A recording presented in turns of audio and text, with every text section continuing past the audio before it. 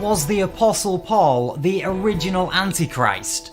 Former minister and Bible college graduate Jeffrey Daugherty raises this and other staggering questions from the New Testament itself. The Christian Whistleblower asks if Jesus' original message has been warped into a fear and guilt-based control matrix. Here's Ali with more. Thanks, Seb. Daugherty's 35 years of research challenge everyone to consider new perspectives and ask themselves, just what lies behind my religion? Are we born with original sin or the spark of divinity within? Deep questions, Ali. Thanks. The Christian Whistleblower. We'll be watching.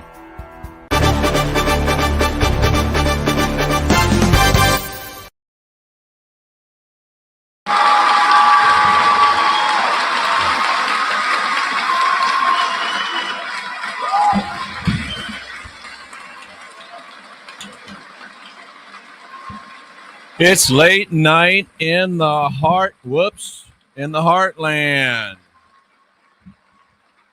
Good to see you all. Good to hear you all.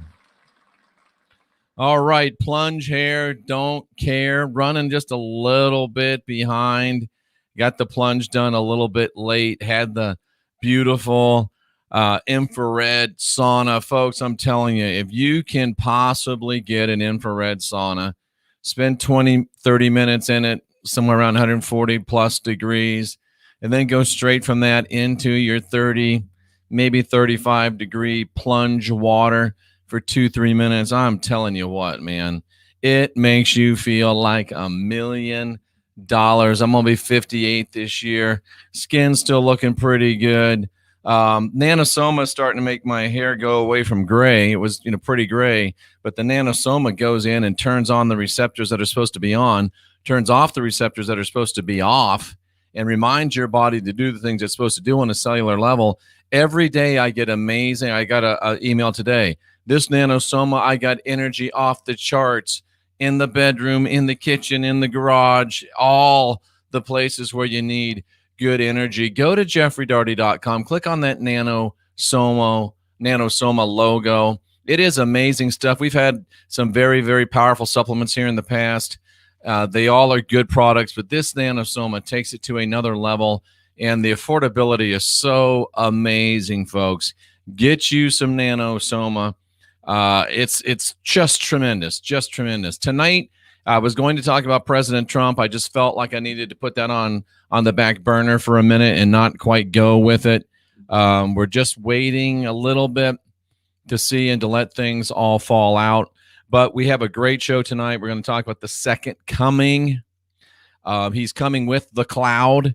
And tomorrow night, we've got Mike King to talk about the hidden history of World War II. Thursday night, we've got Joseph Atwill, and he's going to talk about Caesar's Messiah. On the 22nd, we're going to have Tara Starr. She believes that she is a reptilian, and we're going to talk about that. We're going to talk about, are there benevolent reptilians? Are the reptilians as pissed off at this mess as we are? And might we have some allies that we didn't know that we had? We'll talk about all these other types of beings that are out there. Becky put me onto this last night. Becky, just a great job. Go to her channel. It's called Find the Light. Subscribe, and let's help Becky out, because she did a fine job last night, didn't she? A little polite tennis clap for Becky. We really appreciate her. And folks, I'm looking forward to talking to you tonight about our subject matter. He's coming in the cloud. I know that you know the verse. I know that you've seen it. You've read it. You think you understand it, but I'm going to tell you, I'm going to promise you, you don't. You do not understand it. And he's coming with the cloud, the hidden prophecy of Revelation. They tell you, you just don't know they tell you, and I am here to show you, folks. Now, when we start talking about alien invasion, we start talking about alien false flag, there's a few different scenarios. And basically, the way I see the possibilities stack up is, number one, if we see what looks like aliens show up in ships, okay? I don't care if they come from the Pleiades I don't care if they come from Sirius. I don't care if they're little green men from Mars. I don't care if they're little brown men coming out of a hole on the dark side of Uranus. I don't care. If they come and they manifest as aliens, then we know a couple of things for sure. We know that, well, there's some possibilities even within that. To me, that would say if they're coming and saying, hey, we're aliens, we're taking over, then they probably are beings from somewhere else. They probably are beings from somewhere else. The word extraterrestrial means land beyond the land that we know. Now, it doesn't necessarily mean they're from one of these intergalactic places. And personally, I've never seen any proof of intergalactic places. So, and that's okay. They can be aliens, they can be extraterrestrials, and they can be from under the sea. Under the sea, they can be from under the sea. 95% undiscovered, unexplored under the sea. Nice to see you in Guam. They could be from under the ground. 95% under the ground, unexplored. They could be from extra lands that we are not allowed to understand or know about. They could be from another dimension. They could be from another time. They could be from another frequency. But if they just show up and say, hey, we're aliens, we're taking over, then they are just taking over. And they are from somewhere else. Or maybe they are from our government or from a human government that we know of. Probably not. I'll tell you why. Secondly, if they show up and they either look like Jesus or say Jesus is with us, that's not really extraterrestrials. That's not really aliens, I don't think. Because they're trying to bring in our religious culture and our religious motifs. Why would they care if they're just here to take over? If they come back and they got Jesus with them, or they come back and say, hey, we're Jesus, then that is probably a thing that doesn't want to kill everybody. They just want to control everybody. Trucker Gary, nice to see you. They just want to control everybody. Now, if it's Jesus himself that just comes back, well, that's probably the cabal.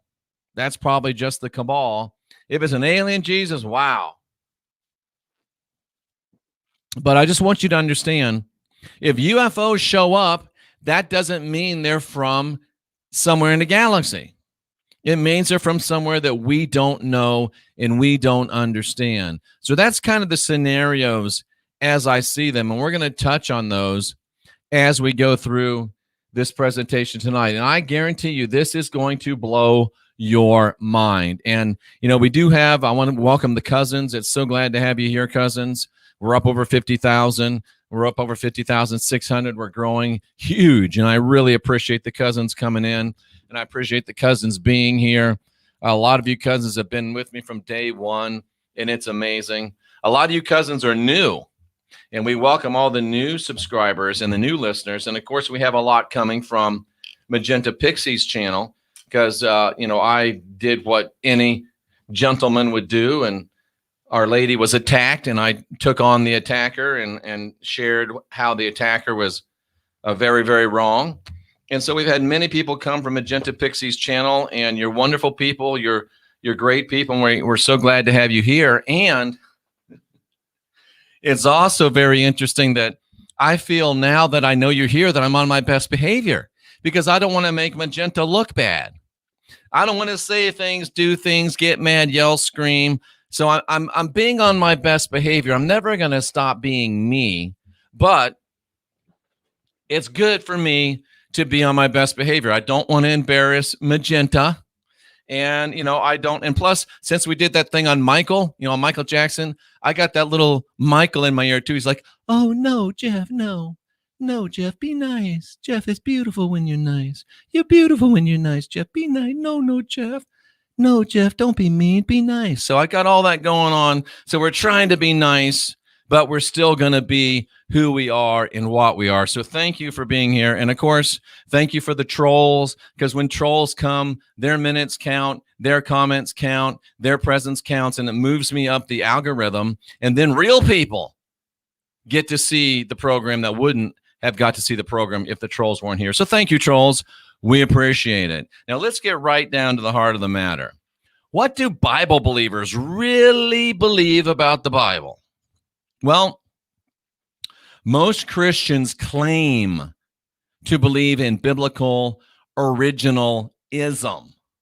Now, what is originalism? Well, it's a concept, folks, that most often is applied to the United States law regarding the interpretation of the Constitution. So it's kind of timely for us right now as well. Now, the biblical standard's clear. The biblical standard says in 2 Peter 1:20, knowing this first, no prophecy of the scriptures of any private interpretation. So Bible-believing Christians are commanded to be biblical originalists. What does that mean? Originalism asserts that all statements in the Constitution, all statements in the Bible, must be interpreted based upon the original understanding at the time it was adopted, at the time it was written. You get it? This concept views the Constitution, the Bible, as stable from the time of an enactment and that the meaning of its contents cannot be changed. Delaney says that Michael really is talking to Jeff. It's no joke. And I do hear Michael, oh, no, Jeff, no. Jeff, be nice. It's beautiful when you're nice. I hear him. I love Delaney. So this notion of originalism stands in contrast to the concept of like a living constitution or a living Bible, like all the liberals want to believe, oh, it can be changed. It can be interpreted based upon the context of the current times, even if the interpretation is different from the original interpretations of the document, in this case, Constitution or Bible. Living constitutionalists or living Bible people will argue that you can't apply an original understanding of the Constitution or the Bible because it's too old, it's too cryptic. Folks, if you're a Christian and you say you believe the Bible, then I expect you to act like you believe the Bible. I expect you to respect the word, and I expect for you to see what the text says and to respect what the text says. And if you don't, then you need to have a long look in the mirror and realize that you are not what you say you are. Either you believe the text or you don't. And if you don't, then not only are you not an originalist, you're also in trouble with Peter, because he said no prophecy, no bit of the scripture is of any private interpretation. We happen to be talking about prophecy, but that doesn't really mean prophecy. It just means any writing of the scripture. It's not open to any interpretation. What that means is when it was written and it said something and it meant what it said. I am always coming from the position of the biblical originalist. Always have, always do, always am, always will be. You see me on these shows, but it says this right here. Oh yeah, but that's not, you're misinterpreting it. No, I'm not misinterpreting it because it ain't supposed to be interpreted. This is what it says. Oh no, my pastor, my uncle, my brother, my guides. Come on, man. Why do you spend so much time about that, Jeff? Because if you're not coming from the position of a biblical originalist and that the text means what the text says, then there's no objective basis for discussion of truth. I got in trouble I guess it's been many months now. I got invited on this channel to talk about the fact that we don't live on a spinning ball, and I got jumped into a Bible debate. And I was showing things in the text, like, oh, no, it doesn't mean that. You're not interpreting it right. So finally I said, look, I'm going to leave because you don't believe the Bible anyway. And if we can't agree that the text is the text, then we don't have any agreement to talk. So tonight, Christians, if you're going to take me to task, people that believe in biblical prophecy, if you're going to take me to task, let's go ahead and look at Revelation 1, and let's do it as a biblical original list. And this is going to tie into what's going on today. If you're not a Christian, don't leave, because this ties into, we got aliens, we got spaceships, we got all kind of good stuff in here. And we're going to be looking at Revelation chapter 1, verse 7 and 8. And with that in mind, let's look at it. And this text, ladies and gentlemen, this one text gives us a complete disclosure.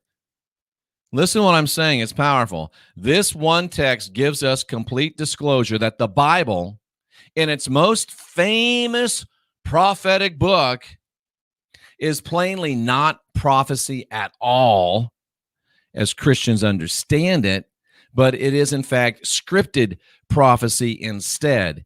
And you need to go back and look on my channel, and we defined what a prophet was. In the Old Testament, prophet meant singer, actor, juggler, clown. They traveled in bands, and they sang songs, and they told tall tales, and they juggled, and they blew fire and stuff like that. Not much has changed, because biblical prophets are still jugglers and clowns and jokers. But prophecy, as you think it is not prophecy as you understand it. It is scripted prophecy instead. And this single verse of your script, see what I did there? I don't call it scripture. It's your script. This single verse of your script shows that the Bible is a book that lays out an agenda that is meant to be led, is meant to lead and coerce people into following it, thinking that it's good for them, when it actually leads them to their eventual enslavement. Now, it's going to be very hard for Christians to wrap their minds around this. Exgens. I need to quit saying that C word, because it's a magic word. It's a trigger word. And I bind the power of that word up to this point. But I appeal to you, and I appeal to your sense of honesty. And I know many of you that call yourself Exgens are honest people. I appeal to your honor. I know many of you people that call yourself Exgens are honorable people. See, I'm trying to be good. I don't want Michael in my ear. I don't want Magenta saying, oh, Jeffrey. She never has, but she might. She might. I want to appeal to your honesty. I want to appeal to your honor, and I want to appeal to your self-reflection, to look at your beliefs and what they're really based upon, and to have the guts to actually look at the text and see what it says and respond appropriately. Now, this is not going to be an exercise in biblical interpretation. According to 2 Peter, there should be no biblical interpretation. It's simply an exercise in reading the text. Reading the text for what it originally says and allowing it to say just that. Nothing else, nothing more. Nothing else and nothing more, folks. I'm feeling good tonight. I hope you are too. So Revelation 1, 7 through 8, I'll just read it as it appears in the King James Version, bless God. Because if it was good enough for Paul and Silas, it's good enough for me. They didn't have it either, but anyway.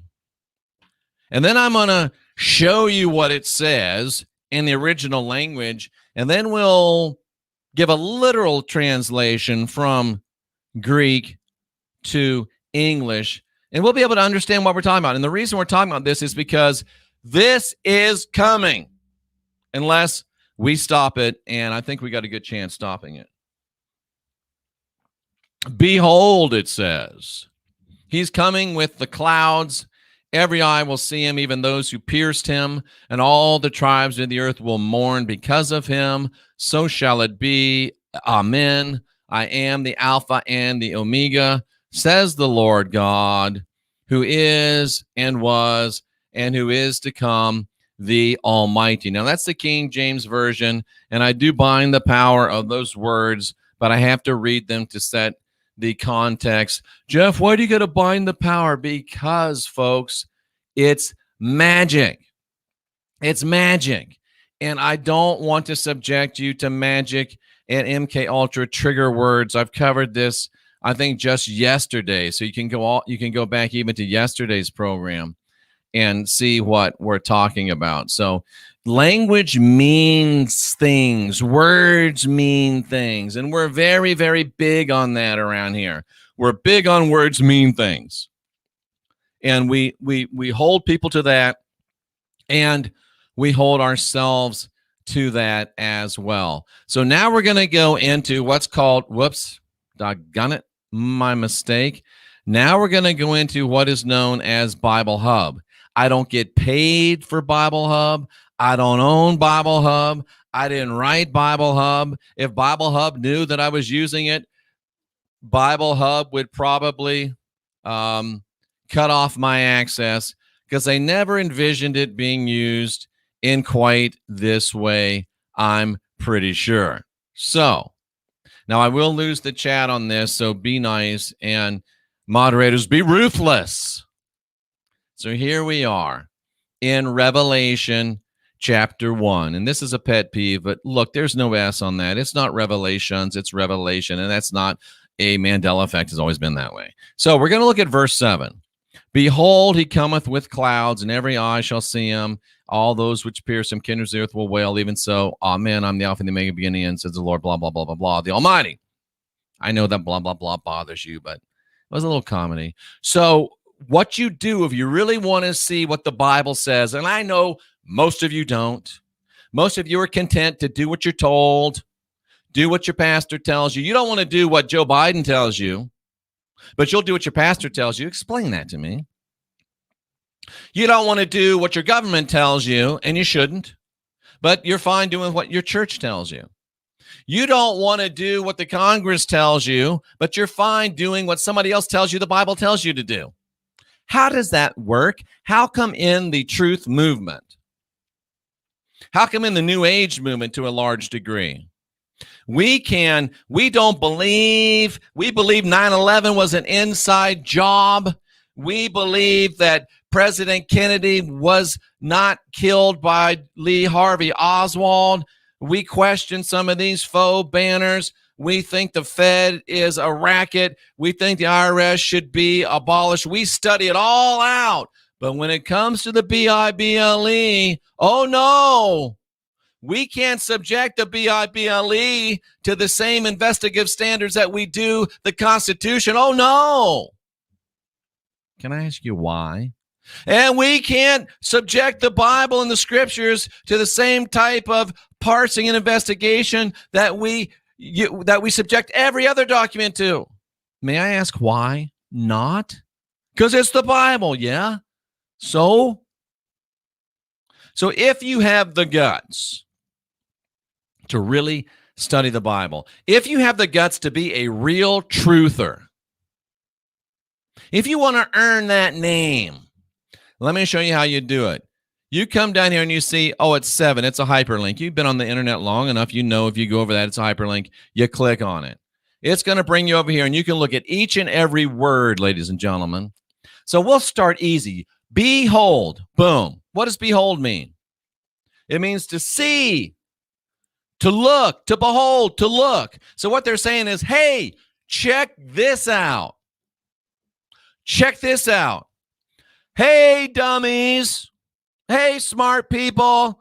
Hey, trolls. Hey, cousins. Hey, visitors. Hey, pixie people. Look at this. Hey, trying to get your attention. Look at it. So this is important. Behold, he is coming. Even that's a little bit deceptive, but look, he is coming. So what does that mean? It means to come or go. And if you really want to get deep in this, you come over here and this is all blue, and you go up to interlinear. So then you see the Greek words and the English words right together. And this is where you will lose your religion. If you get into this, you will not be in the fear and guilt, blood magic, trauma-based mind control matrix that is Christianity for very long. You won't. Now, like me, you'll still love the Creator. You'll be a better person you've ever been, but you won't be in this fear and guilt, blood magic, trauma-based mind control matrix that is Christianity anymore. Because watch, behold, we already did behold.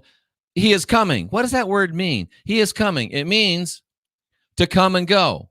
To come and go. He is coming. Okay, well, we're good so far.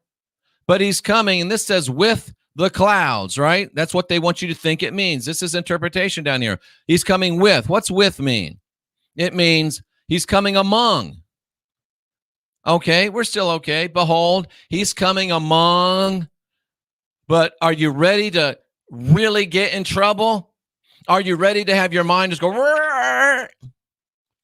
Go ahead, Jeff, tell him, but just be nice, be beautiful. Watch this. He's coming with what? Oh, the clouds, Jeff. It says right there, the clouds. Yeah, but this is English, and this is written by people that are interpreting it. I know it's not a word, but it's funny. So what does this mean? They say clouds, but what does it really mean? And we'll get to that one because it's really important. What does this mean? It means a cloud. One cloud.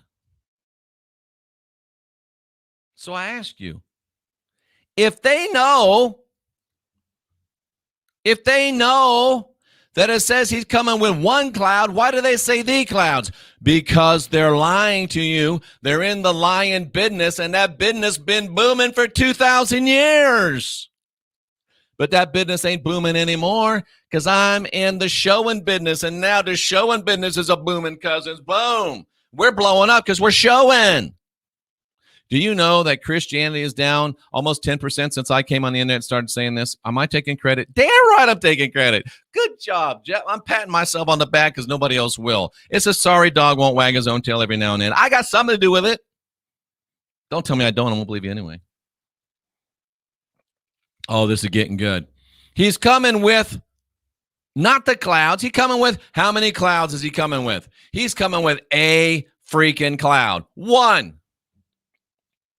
But just in case you don't get that, just in case you don't get that, they made it even easier for you because they said he's not only is he coming with a cloud, but look at this word the, I want you to notice it means the definite article. That means a specific one single. This is what comes before God, the God.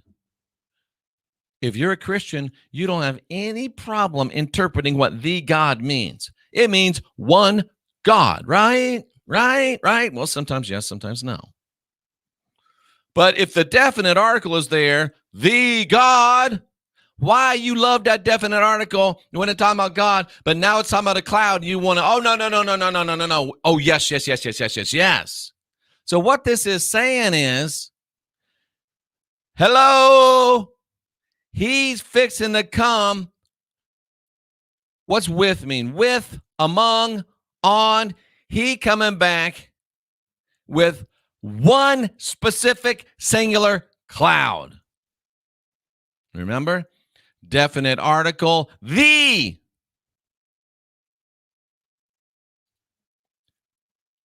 One cloud. He's coming back on one cloud. Wow. He's coming back on one cloud.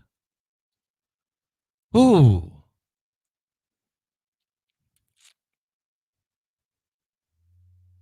That's kind of some stuff, isn't it? Let's go here just for a second and let's get back into our little presentation so we can just take a checkup as to where we are. So we know that he's coming back on the cloud. See, look, behold, his arrival, his second coming, obviously, is with the cloud. Hey, you, get off of my cloud. How many? One. Not clouds, but a very specific cloud. He's coming back on the cloud. Dogs drool. Hold on, brother, sister, in between, whatever you are. He's coming back on one cloud. The cloud.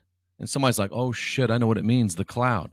So look, behold, his arrival, second coming, is with the cloud. Not clouds, but a very specific cloud, the cloud. All right, let's get back to our text so we can see what this specific cloud is all about. It's going to tell us, it's going to even tell us who did it. Watch this. All right. So, and we'll see. What does this will see mean? And it will be perceived and attended to. So what this is really saying is that the perception will be attended to, which means somebody's going to do this. Somebody is going to attend to the perception. Somebody is going to attend to the perception. I'm not making it up. This is what the word means. It's just what the word means. So somebody is going to attend to the perception. That's huge. Watch this. Somebody will attend to the perception of him. Somebody will attend to the perception of him being seen by every eye. What is every? All in every what? Eye. The mind's eye. The eye. This is down here figurative, but this means the eye. This means like that thing that's blue, black, green, dark brown, whatever your eyes are, your peepers. See, that's what this is talking about. My blue eyes. Why do you wear the glasses, Jeff? Blue light protection. This is talking about your eyes. And just in case you're wondering where it says, if your eye offends you, pluck it out, you know what he's talking about. So somebody, ladies and gentlemen, is going to attend to the perception that everybody is going to see with their eyes. Somebody is going to see to the perception of what everybody's going to see with their eyes. Who's it going to be that's going to attend to this perception? So he's coming back on the cloud, and some people are putting forth the perception that every eye is going to see.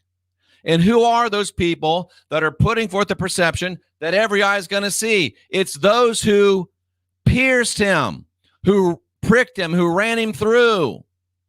The people that pricked him and ran him through, and the people that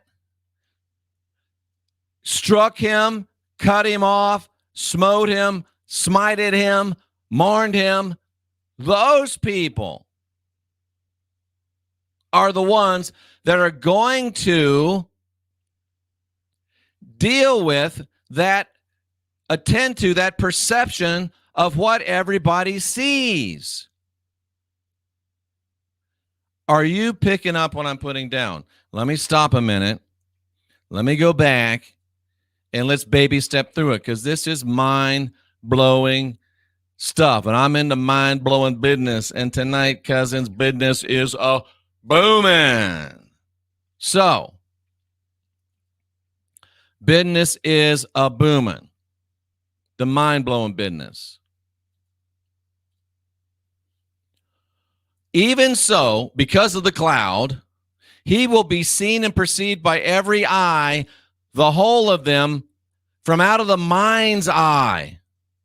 See, I didn't go far enough. From out of the mind's eye. It's not the same word. That second scene is not the same word. This one is every eye is going to see it. But this second one is, it's in the mind's eye, through the work of, and we did look at it, through the work of. Not the same word as this. This is your blue peeper. This is what you will see through your blue peepers is coming out of the mind's eye. How you're going to do it comes out of the mind's eye of who? Of those, namely, who pierced him through and cut off, struck, and mourning. So the people that did that to him are the ones that are going to see the perception of him coming back. Now, if you believe the crucifixion story, and this is written to fool people that do believe the crucifixion story.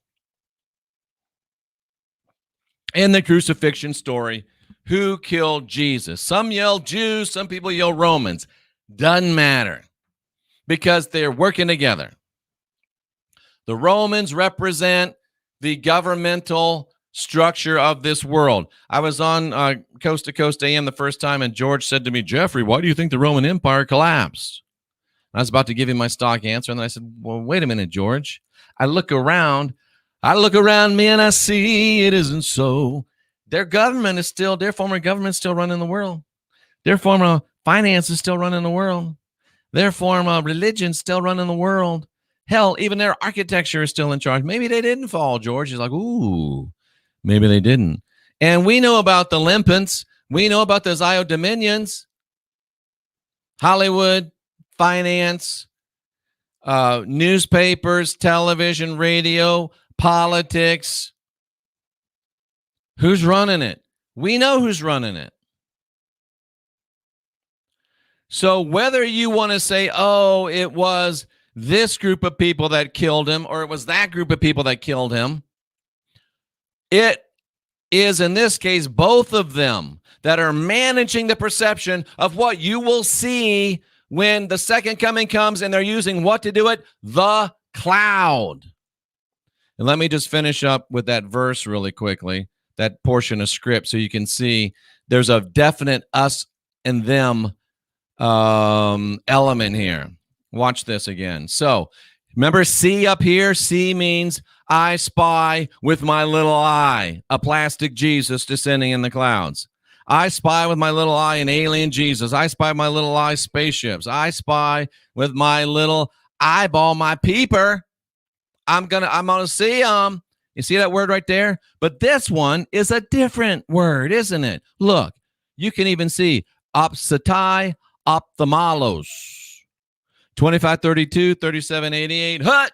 See, this is a different word. What I will spy with my little eye is going to be managed by what?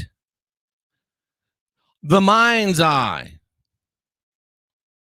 Somebody is going to be manufacturing what I see. And who's it going to be? Those who pierced him and those who caused him to wail. But not only did they cause him to wail, who else are they going to cause to wail? All the tribes of the earth.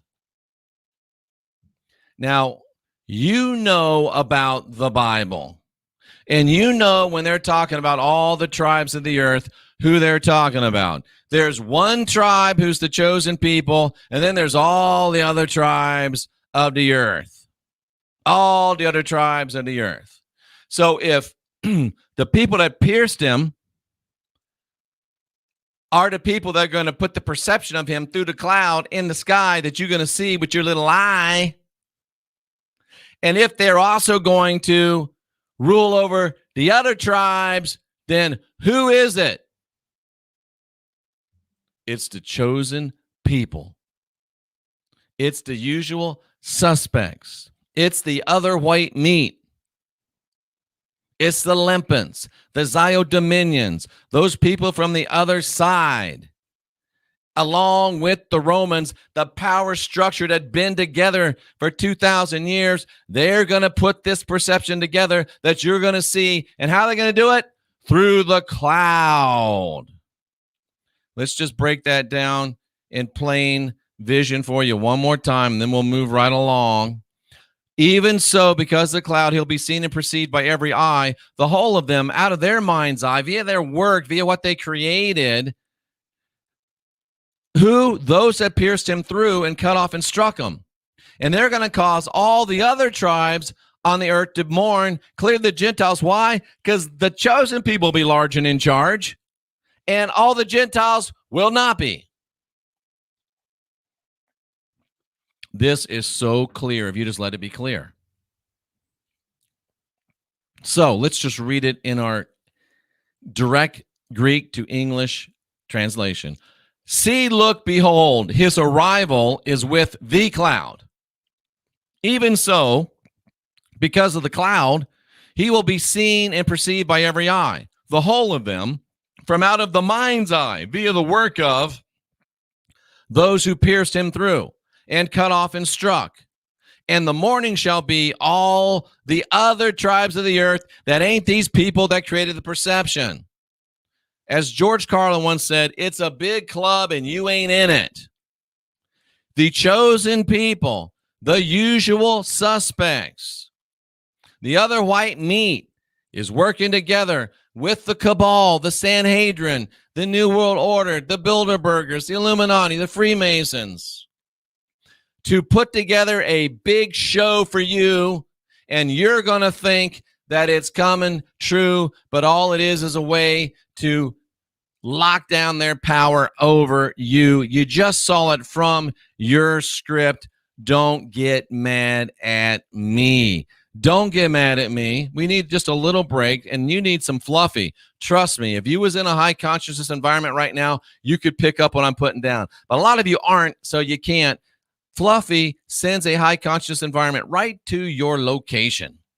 Cell phone, home, and birds of a feather flock together. If you want to have your consciousness raised, hang out in a high consciousness environment for less than the price of a lousy cup of coffee at your normal run-of-the-mill coffee house a day, you can get it.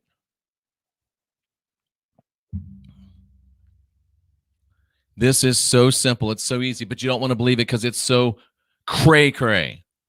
But wait, there's more. Okay, this is the cloud.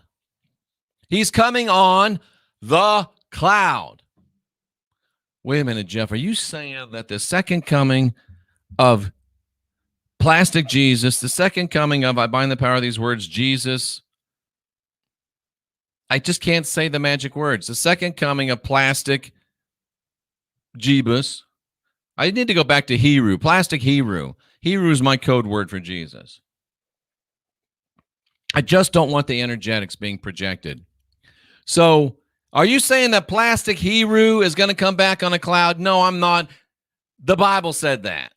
He's coming back on not just any cloud, he's coming back on the cloud.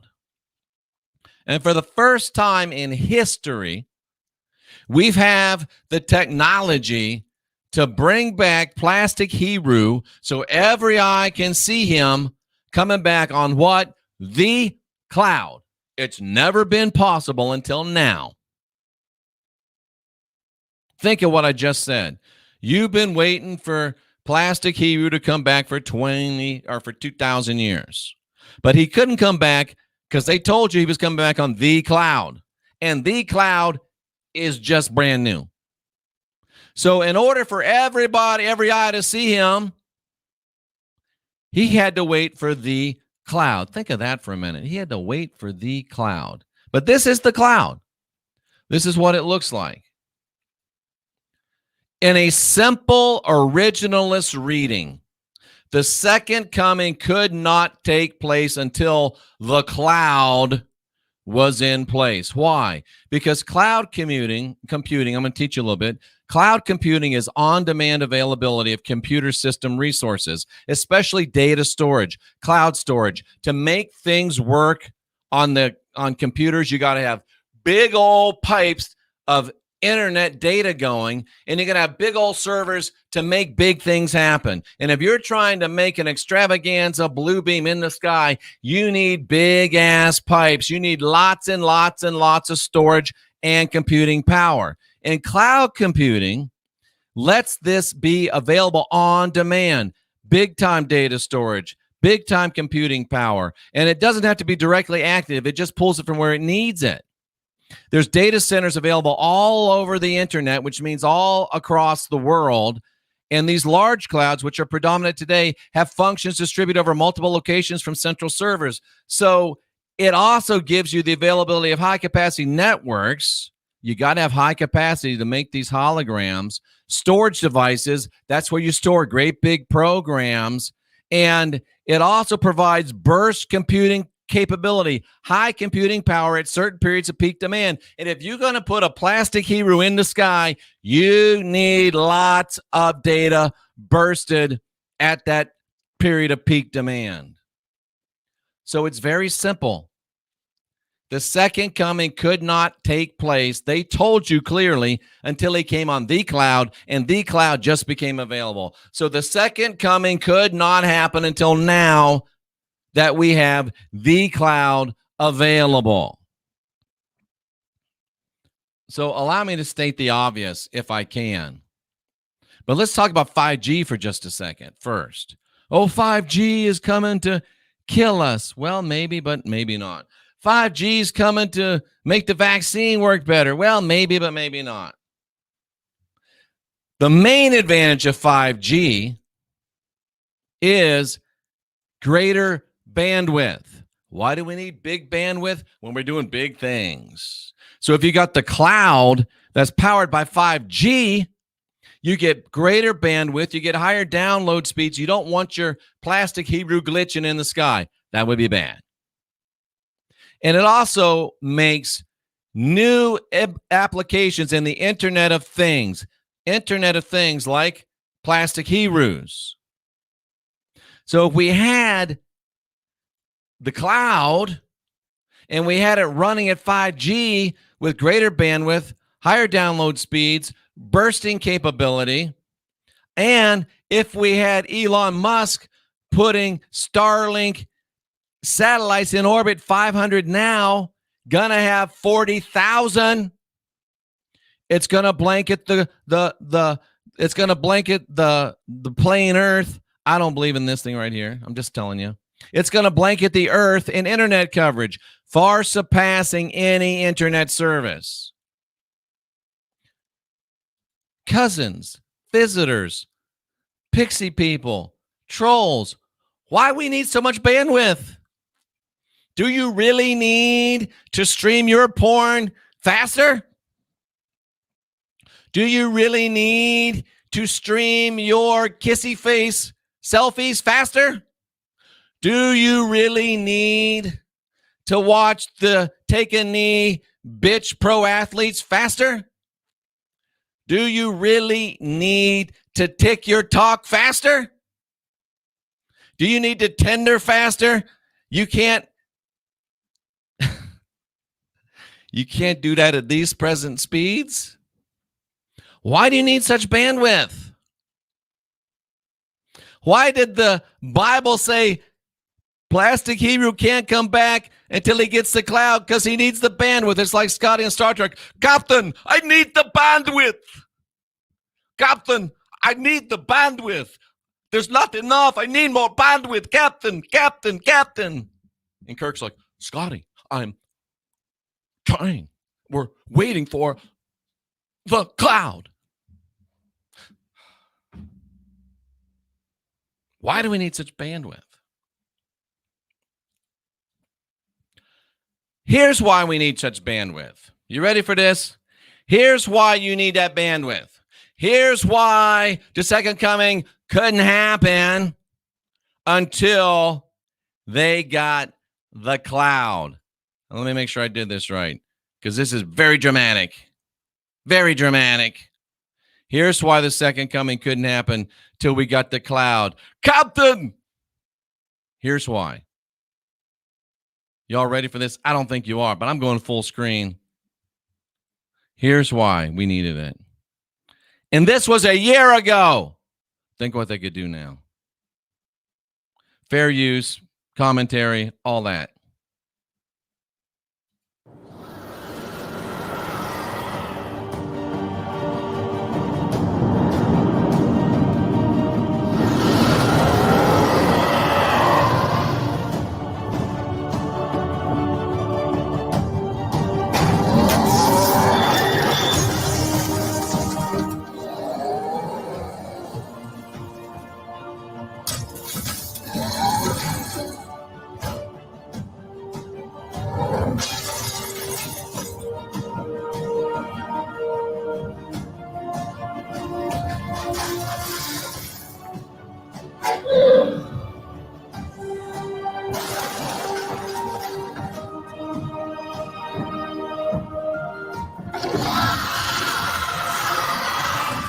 He's coming down just like Plastic Hero.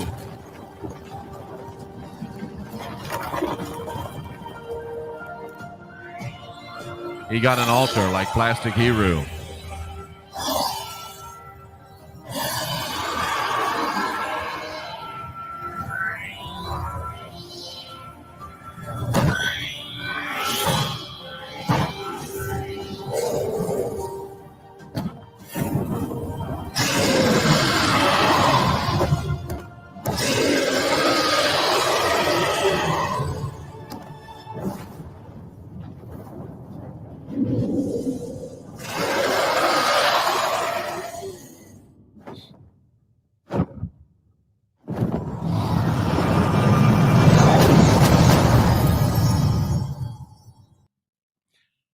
That's why Plastic Hero couldn't come back until he came back on the cloud. because it takes a lot of bandwidth to pull that shit off, ladies and gentlemen. But wait, I hear the objections of the Christians. Oh, I can hear you. I hear Michael. I hear Bill Hicks. I made the decision. I am going to act as a medium and let Bill Hicks talk to the audience. I'm probably going to do it Sunday night. Bill Hicks. In the flesh. But it'll be my flesh. It'll be interesting. It'll be interesting. All right. We're going to do it Sunday night. Exgens. See, I don't want to say that C word. Power, trigger word, magic word. Exgens will counter that it's simply the fulfillment of divine prophecy. Jeff, don't you see that the Bible predicted that the cloud would be invented? The Bible predicted that the cloud would allow everybody to see, just as prophecy states. Jeff, it's a miracle. Michael saying, oh, no, you don't understand. So what you're telling me is, let me see if I get this right. What you're telling me is that the Bible predicted through divine prophecy that the cloud would be invented so that everybody would be able to see, just as the prophecy states, when the second coming of Jesus occurred. So what you're telling me is that the God of the Bible was waiting on Cisco. What you're telling me is that the God of the Bible was waiting on Silicon Valley. What you're telling me is that the God of the Bible was waiting on Bill Gates. You're telling me the God of the Bible was waiting on Elon Musk. The God of the Bible had to wait on Cisco, Bill Gates, and Elon Musk before he could send his son back in a form that everybody could see him according to prophecy. So you're telling me that we waited for 2,000 years for Bill Gates and Elon Musk and Cisco to bring back Plastic Hero. Is that what you're telling me? Ooh. That makes Bill Gates and Elon Musk more powerful than the God of your Bible. Your God of the Bible. Explain that to me. Like Ricky Ricardo said to Lucy many times, Lucy, you got some explaining to do. Christians, you got some explaining to do. Christians, you got some explaining to do. I'm right here. I'm right here waiting. Explain it to me. Explain that one to me. Lucy. The Epoch Times reported, and that's just the beginning of what's going to happen to us if we continue to follow this ridiculous narrative that's not only non-biblical, it's nonsensical. The Epoch Times reports that the United States must sharpen its artificial intelligence-powered tools in order not to fall behind the efforts of communist China. A U.S. National Security Commission told Congress. In a 750-page report on March 1st, yesterday, the National Security Commission on Artificial Intelligence detailed the threats posed by Beijing, which has been vying to supplant the United States as the world's next AI superpower. I just had a horrible thought when I was writing this. What if there really isn't any competition? What if they're working together? Because the people that are going to put together that extravaganza in the sky for your little eye, they've been working together since AD 100.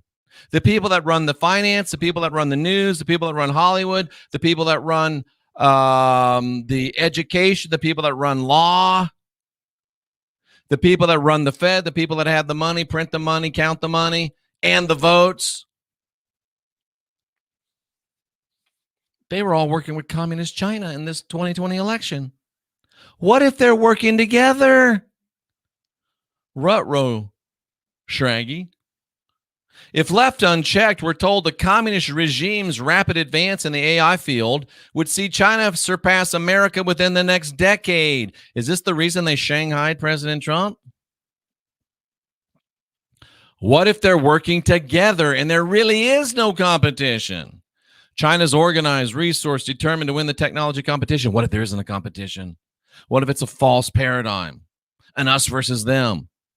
Adding that the regime is executing a centrally directed systematic plan to extract AI knowledge from abroad through espionage, talent recruitment, technology transfer, and investments. What if there's no competition? But the point is, once they bring back their plastic hero, and once you spy with your little eye and you drop to your little knees like all these other bitches are doing, and you willingly submit to the communist takeover that was couched in camouflage in prophecy. And not only did you stand by and do nothing, but you fought against us that were trying to do something. And now it's here and it's all over.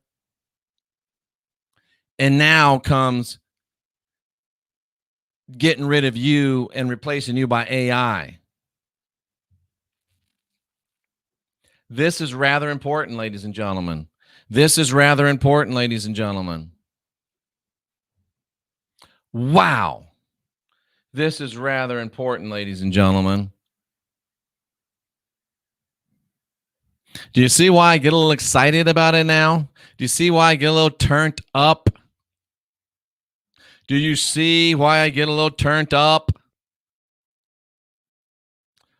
Wow. Wow. Ooh, that's some stuff, ladies and gentlemen. That is some stuff. We are going to go to our calls, but I know some of you guys are on that CBD. I know some of you wash your hair. You put the lotions on your skin. You don't want to get the hose again. You use vitamins. You can go to whistleblowercbd.com, get better stuff for you, and you can throw a few shekels Jeff's way to help expand this message of unindoctrination. It puts the lotions on his skin or he gets the hose again. You don't want that. Nobody wants that. Put the lotions, the nice lotions, on your skin. You can get them right there. It's beautiful at whistleblowercbd.com. All right, ladies and gentlemen, what do you say we open up the phone lines? Let's all... You guys remember the drive-in way back in the day? Let's all go to the lobby. Let's all go to the lobby. Let's all go to the lobby to get ourselves a treat. You got to be old if you remember that. But we're not going to have no intermission. We're just going to go right into the calls. And we got a few rules. You got to be polite. You got to be interesting. You can't be making a speech. You have to have a good take, and you can't suck in a bad way. So if you want to call, ask a question about what I said, ask a question about something that was said the other night, ask a question about something that will be said in the future, really surprise us, or I'm really waiting to hear from my originalist Bible-believing, magenta's having an effect. I wanted to say bitches. I'm not going to. Our originalist Bible-believing people. It's beautiful. Our Bible-believing people. I'm really looking to hear from some of y'all, but all I hear is crickets. But Jeff, all I hear is crickets, Jeff. It's just crickets. I mean, the crickets are beautiful, but I don't hear no calls from nobody. Why aren't you picking up the phone and tearing me up because I just destroyed your script? I don't know. But 913-279-0831. And I didn't destroy your script just to destroy your script. I destroyed your script to set you free.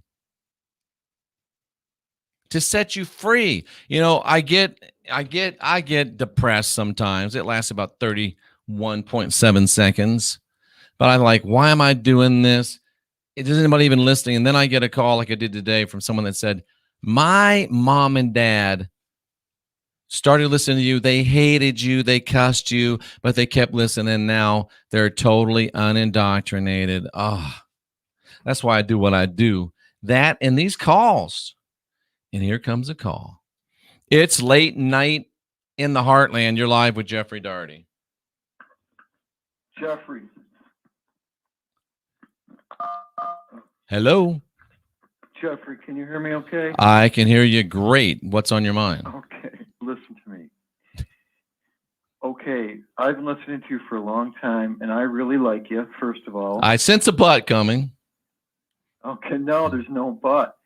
I want to ask you about, Gerald Clark passed away. Yes. So on Rex Bear's show, I heard you, Matt LaCroix, I think his name is Jay Campbell, and you guys were having a thing, and that was all good. Mm-hmm. And, I'm right where you're at. I don't mind telling you how old I am, but I was raised Catholic, and I'm up there in my late 50s. Mm-hmm. So I was completely indoctrinated in this, and I don't want to sound like a jackass, but I figured it out myself too, as you have. And I really appreciate that you were a pastor for 20 years and you have 25 actually, but who's counting? There you go. And how many hours of biblical study? How many? Over 100,000. I quit counting at 100,000 because after that, who really counts? So I don't know how much time you're going to give me, but I just want to, I had once upon a time 70 issues with the biblical narrative. And I talked to 12 different pastors over the years. And, I backed, it was either a stalemate or you could say that I backed him into a corner. Right. And I'll give you just a couple examples, okay? In the story of Job, and I want to get back to Gerald Clark in a second if you give me the time, but if you don't, that's fine. And Job is probably the oldest book in the script. Okay.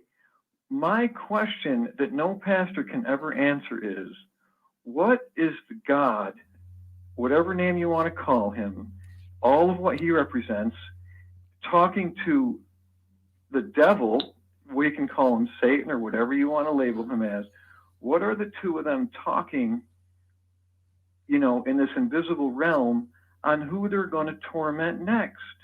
Like, why doesn't that get anybody's attention? It got my attention. That was one of the first things. It got my attention too. So why does it get glossed over? Well, number one, it doesn't get preached about very much. And number two, people don't read their Bible. It's underneath the Hustler magazine. They don't get down to the Bible very often. Because listen, that's kind of a joke, but I was an evangelist and I would go and I would pray for people. I'd preach for an hour, hour and a half. Then there'd be lines of 100 people and I'd pray for each one of them. And I'm telling you, at least 50% of the men said, pray for me, I got a porn issue. And I don't know how many of the women. Well, we'll get back to that. But so that was one of 70 issues that I had. You start pulling the thread on the sweater and the whole thing kind of comes unraveled. And if we talk about JC, whose name you don't want to mention, which I completely understand, I felt that he was created as a sympathetic figure to manipulate the public. And I was raised as a Christian, and I'm just saying that I started seeing it from that angle for some reason. Now, not only was I raised Catholic, but then I abandoned that when I was in my 20s, but then I went to, like, say, a Pentecostal church, and I tried them all. But I just find it so interesting, how he became a sympathetic figure to do what religion does. And you say it perfectly. You don't, because this is a key point I'm going to try to make. I said, who is God? And, like, why would I have to bow down to him? Like, if I had a colony of kittens, I wouldn't expect them to worship me. If I was God, if I was their God, I wouldn't expect them to worship me, and I wouldn't love some and hate the others. And by my arithmetic, if you follow the Christian narrative, 99 1/100ths of the world population is going to burn in hell for eternity. Now, wouldn't you say that would be a failure of a God if that is to occur? Wouldn't you think? You think? And once again, it gets glossed over. And I brought that to many people's attention, 3 in particular that are in my world that are very Christian, and they have no good answer. And so, okay, let's turn to the home stretch and bring it in. What's the home stretch? Bring the call to an end. I'm sorry. Please say that again. I'm sorry. Let's head into the home stretch of the call. We're going to end it soonish. Understood. I felt what Gerald Clark brought to the table was pretty valid. Do you put any stock in that? Like that, it wasn't these beings that got deified as gods. The Anunnaki theory seems to hold a little water for me. What do you think? I don't know, because I started studying it, and I quickly learned that most of that lore comes through the Sitchin channel. Sitchin was a definite Jesuit plant shill. Yeah. And I think the Anunnaki story, Gerald Clark, without a doubt, was the world's most foremost expert on the Anunnaki. But the Anunnaki is just an older story. So is it a cool story? Is it a good story? Is it a great story? Would it make a great movie? Sure. But what makes it any more valid than the Bible? Just because it's older, don't make it any more valid than the Bible, because I don't see any empirical proof on it. Great questions. Great call. But we had to draw the line somewhere. It was like 6 minutes. We got other people waiting. Super stuff. It's Late Night in the Heartland. You're live with Jeffrey Daugherty. Hey, Jeff, this is Bear down in Florida. Thanks for the show tonight, man. They're all great. Thank you. The dragon. Isn't that supposed to be Yahweh with the fire in his mouth and everything? If you look at the biblical text in an originalist way, I don't see any other way to interpret it other than Yahweh is a dragon. And we talked yesterday about dragons, but it seems like there's some benevolent dragons and there's some really, really bad dragons. And the guy, I don't even think his name is really Yahweh. I think he stole that name. But yeah, I would say he's a dragon. And we're going to have Tara Starr come on the 22nd and talk more about reptilians and dragons and things of this nature. So yeah, I'm right with you on that, 100%. Yeah, that's the first thing that hit my mind when I saw it. It just clicked, the great serpent, Yep. And it's funny that's one of the first things that they show flying around, because they're going to bring another dragon along too. Yahweh. His illegitimate child or whatever. And here's the thing: we got a guy in the chat room who's probably a nice guy, and he's probably not a dummy because he's here. But he's like, "Well, then who do I pray to? Do I pray to myself? What do I read?"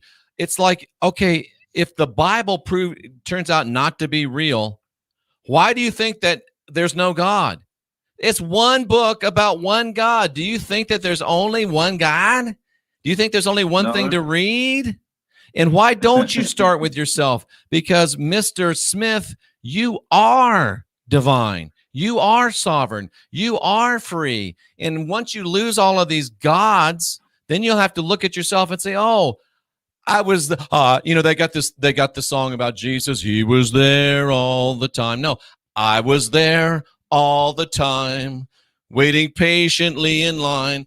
I was there all the time. I'm divine. I'm sovereign. I'm free. I'm sorry. Go ahead. That's all right. Didn't the Titans lose their power because the people quit worshiping them? They did. And guess what? That's what we're doing to the rat bastard God of the Bible. Sorry, Magenta, I had to say it. Rat bastard God of the Bible. Winston again. See, you gotta. It's like, well, shit, Aesop's fables are phony. Then Mother Goose has to be right. Oh, Mother Goose is phony. Well, then Grimm's got to be right. Dude, they're all fairy tales. And as long as you keep trying to play somebody else's game and live somebody else's story, you're not getting out of here. You got to write your own story. You got to make your own game. You got to play by your own rules. You're divine. You're sovereign. You're free. If it's meant to be, it's up to thee and me. But you know what I'm saying. I am fired up tonight. Late Night in the Heartland. You're live with Jeffrey Daugherty. Hey, Jeffrey, it's Raven. Hey, Raven, what's up? Hey, I've got a question for you and a question for the rods. All right. And I'm Are you familiar with Cyrus Parsa, since we're talking about AI in the cloud? Say the name again. Cyrus Parsa. No, I'm not familiar. Oh, he's all over Twitter trying to warn people about AI. Oh, okay. And I wanted to make a suggestion to you to see if maybe you could have him on the show. How do you spell his last name? It's Cyrus? Cyrus, Cyrus, Parsa, Parsa. I will look him up. Okay. And then the other thing was, can you ask the Rods if Cyrus Parsa is correct in what he's trying to get people to understand about AI? Ask again. If Cyrus Parsa is correct in what he's saying about AI. The Rods say no-ish. The Rods are saying, I don't think so, but that's what the Rods say, and we appreciate you calling in and letting us know what you think. I really do. I really do. I appreciate it. Southern Well asked the great question, who needs a book? Who needs a book? Who needs, we talk about Star Trek every now and then around here. But Star Trek 5, The Undiscovered Country, at the end of the movie, they were at this, it was called the God Planet. They're looking out the 10 forward, it would become 10 forward in the next generation. They're looking out the view screen there. And Spock and McCoy are looking out the window, and Captain Kirk walks up and he says, cosmic ruminations, gentlemen? And McCoy says, we were speculating. And he says, well, what? We were speculating, is God really out there? And Captain Kirk busts off one of the great lines of all time. He says, well, maybe God's not out there at all. Maybe God's right here in the human heart. And I'm like, damn, Captain Kirk gets it. Thanks for holding. You're live with Jeffrey Daugherty. What's on your mind? Hello, Jeffrey. This is Isolde from California. Hi. I listened to one of your interviews and before about the Bible and two creations. Uh-huh. And it was fascinating because have you ever connected to the two bloodlines, the RH negative bloodlines? Actually the video that's had the most views in the history of this channel is me interviewing a doctor about RH negative, but I've never really been able to get a lot of data or get a big handle on it. And be frank with you, it's never really tripped my trigger too much. Well, the interesting thing is that when you look at the two creations, so the first creation was done by God's creating to their image. Right, Genesis 1:26. Yes. So that one holds the seed of God within. I agree. So when you look at the word image, and so if you separate the letters, for example, I plus mug, which is on Hungarian, it means seed. And Hungarian actually it's an old ancient language. But we understand that that Old Testament wasn't written in Hungarian, right? Yes, but I'm Hungarian, so when I broke up that right, word, but I just have to say though that the text isn't Hungarian, so I mean it's a great interpretation for you personally, but we can't say that's what the text means because it wasn't written in Hungarian. You know what I mean? Oh yes.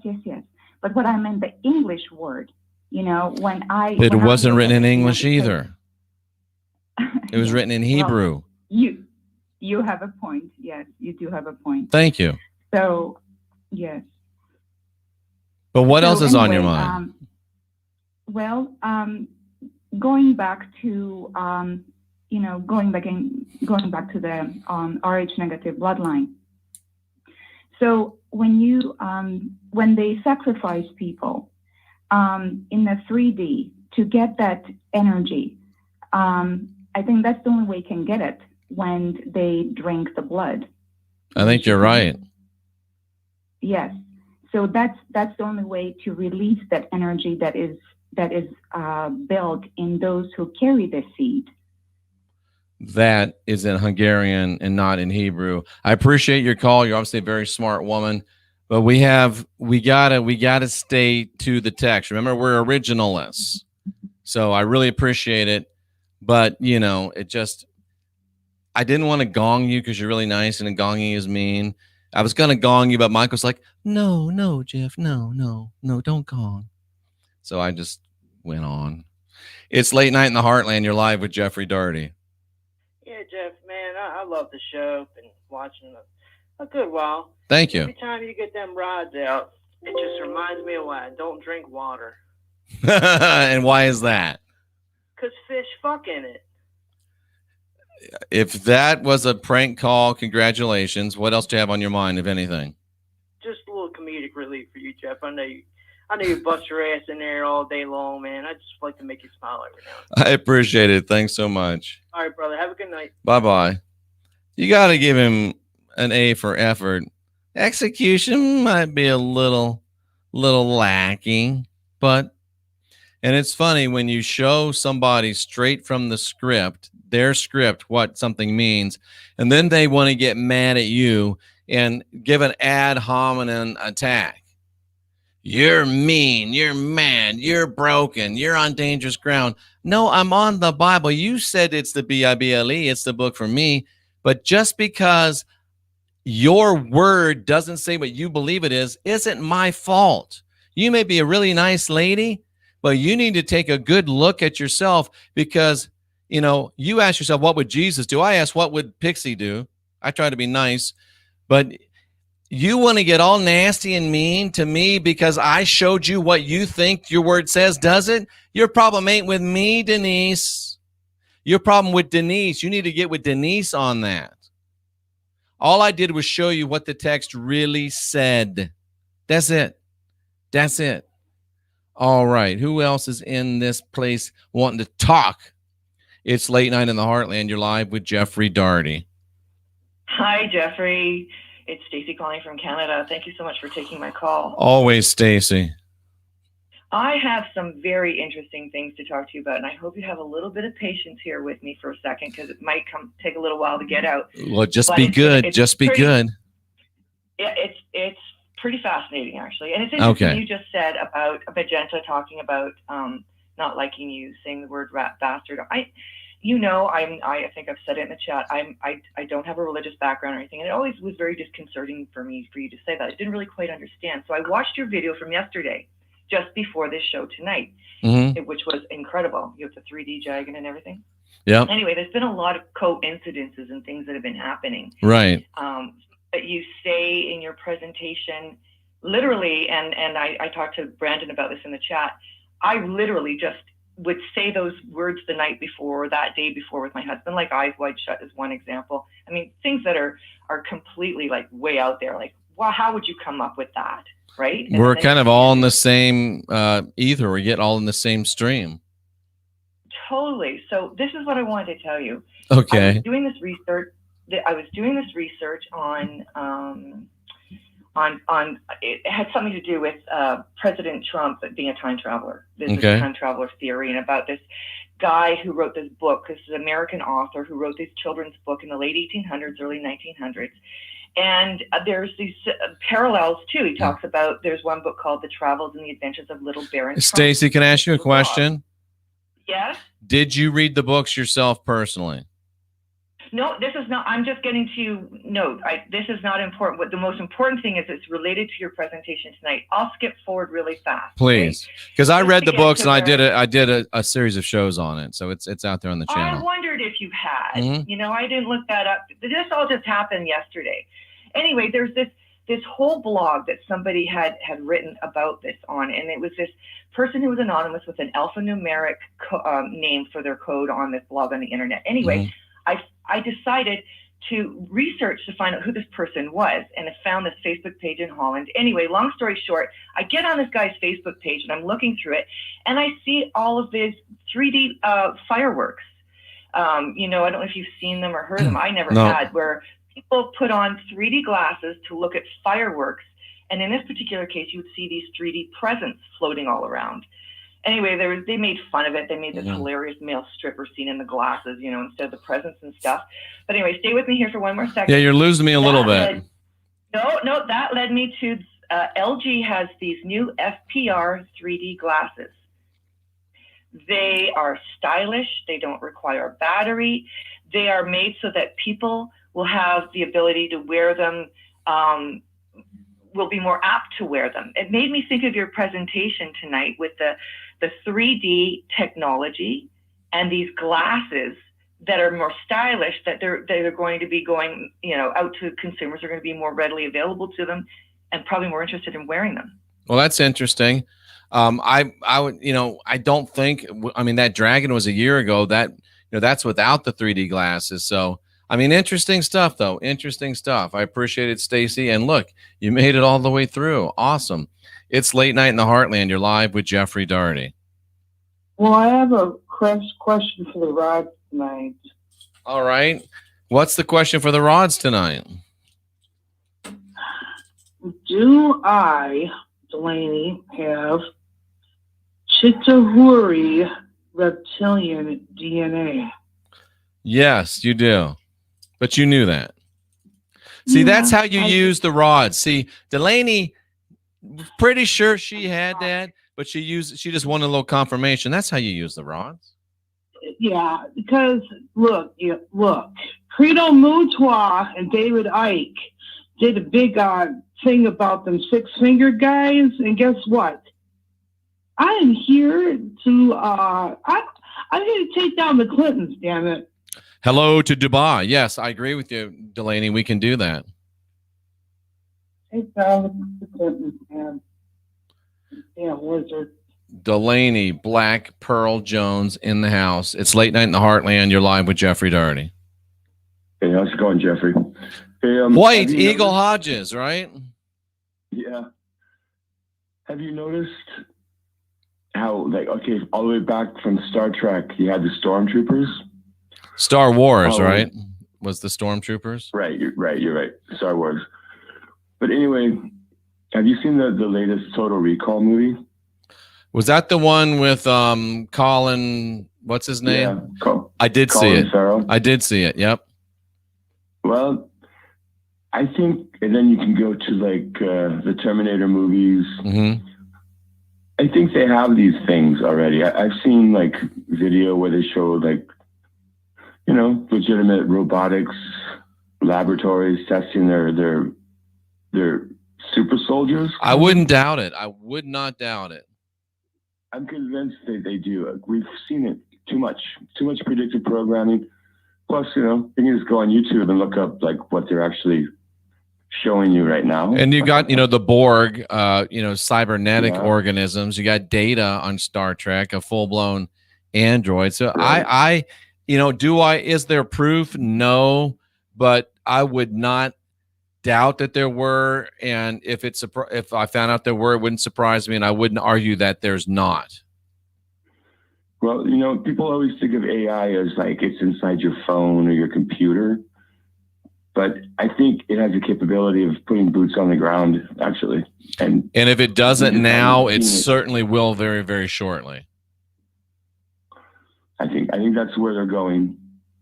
And apparently some of it doesn't work that great. I'm just thinking about, I guess Biden is probably not an AI. He'd be probably more like somebody in a mask. I don't think there's any question that whoever is Biden now is wearing a mask. Maybe Joe's just all messed up and he's got to have a mask. I don't know, but something's up with that. Something is definitely up with that. Yeah. And I agree with you. RoboCop, another great one, RoboCop. There you go. But yeah, I mean, but the last Total Recall. I saw it and it was good. They had these, like, you know, these robots that were going to come in and take people out. Yeah. That's the only reason they were going there. They weren't going there to save anybody. They were going there just to take people out to make room for other people. And that's why we've got to win this thing, because they are going to roll this stuff out if we don't win now. We don't have time to wait till 2022. We don't have time to wait till 2024. We're not going to reform the Republican Party, and it doesn't matter if If Plastic Hebrew was real and came down and ran himself, he can't win until Dominion's taken over. That's what's got to happen. I almost did the Trump thing tonight. I said, no, I'm going to wait. But anyway, don't get me started. It's late night in the heartland. You're live with Jeffrey Daugherty. Please turn down your name. Or your background. My name? No, John. John, what's up, my brother? It's not a real show until John from Tulsa calls. Well, I wanted to ask you about a movie in 1971. Charlton Heston played in it. The Moses himself, you know. That's he right. Played in a movie called The Omega Man. Oh, that movie was the spawn of many nightmares for me, John. For real. That's it. Well, you know, there at the last, he's sitting in a fountain with a spear stuck in his side, and his blood has got the antibody in it for the toxic whatever it was at the time. That everybody were mutants except him. Yeah. He was the last human, and his blood saved the whole world. And it was actually the return of Moses, basically, what I'm saying. I mean, here he is. So he played Moses, and then he played Jesus. Yeah, that's what I'm saying. See, I mean, who's the mind behind this stuff? You know, I mean, there it is. Hey, John, Monica, I am Monica 57's in the chat, and I showed this a couple of shows ago when I forget what show we were doing, but I joked about it, but I really thought it was. And Monica's saying that Joe might be Obama with a face. She says transplant. I say a face mask. Wow. And they're the same size, they're the same height, they're the same weight. I don't know. I think it's possible. What do you think about that? It is possible. Yeah, it is possible. Dude, anything's possible. Tracy Dyer says she thinks it's Hunter. I don't know. They've been telling us for a long time, getting us ready for this they have. thing that's getting ready to happen. They have. Anything else on your mind, John? Not really. I was sitting in my chair, not had a spinner, but I was in the chair, so it didn't hurt too bad. I just leaned over as far as I could to keep from falling out. Oh, good. I'm still having these things. I mean, I'm gonna get down there and get things taken care of. I'm working on it right now. I got to go in for a MRI Friday. Well, let us know and keep us posted. And you need to get that thing cut out of your ear, man. You need to get that thing cut out of your ear, and I know you're doing it. It is late night in the heartland. You are live with Jeffrey Daugherty. Hi, Jeffrey. We love your show. My kids and I listen to you just about every night. I need to be nicer if kids are listening. I need to cut out the adult language. Oh, no, they're adults. No, okay. No, they're adults. Well, then fuck it. Okay, so I was watching when you were putting, Jeff, no. the dragon on there. I have thought about something of a YouTube video I had seen about 2 or 3 years ago of a woman who was invited to go to this facility. And this facility, they had this one room they had taken her to. In the room, they had all different types of instruments. Ooh. They had showed her that the noises that everyone is hearing around the world. Those booms, you mean? Room. Yes. Yep. So when I saw the dragon, I thought, wait, this has all got to be a part of that agenda. The whole thing in preparation of Jesus coming back, because people are always saying, oh, Jesus is coming back. You could hear the trumpets. Oh, he's coming back. You hear all the noises all over the world. And I thought, I remembered the video. I went to try to look for the video.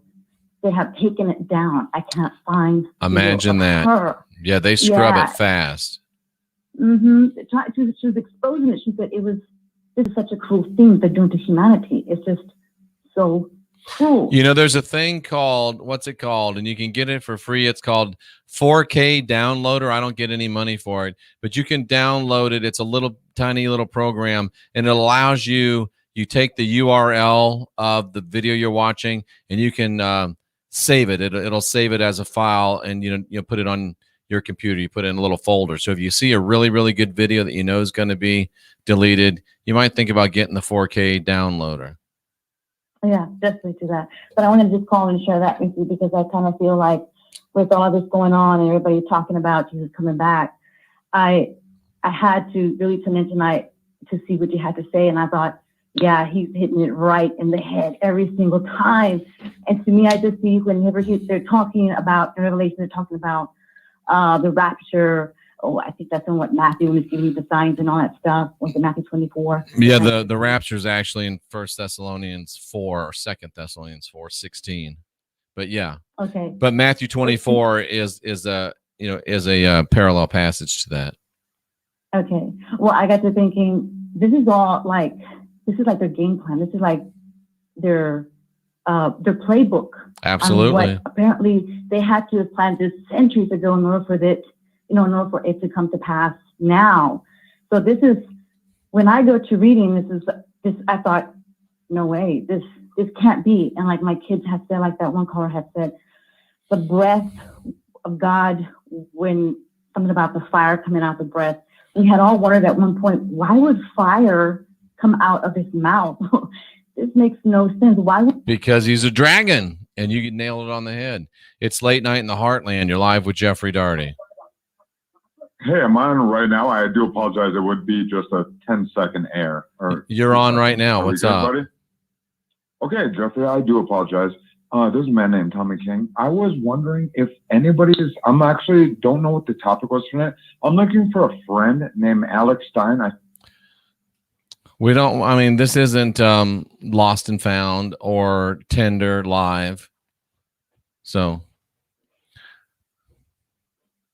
I sensed a little malfeasance being perpetrated upon me. Oh, boy. It's Late Night in the Heartland. You're live with Jeffrey Daugherty. Jeffrey, what was up with that guy? I sensed a little malfeasance coming my way, so we bailed. Well, hey, when you're taking fire, you're definitely in the right place. You ain't much of a cowboy if you're not taking a few arrows. I had a question for the rods. Okie dokie. What's up? Are we watching a dark Flemish Roman dark comedy? Yep, they're saying a big time yes, and you know we are, and that part of the script proved it last night. Yeah, tonight. Absolutely. I'm sorry. And that's why I'm really thinking, think about movies like RoboCop, Jeff. Yep. Like that guy was a devout Catholic, and that's part of his character because he's messed up and they rebuild him, and he cannot kill himself because of that binding contract where it's a sin to take your own life. Right. And I don't have any problem with that, but yeah, it's really good stuff. The older Total Recall was a much better film. I agree. Really, it's all about indoctrinating us into. They're playing this out like a movie. They are. So I think Trump's team, Brandon, they've got a script. Your script. Yeah.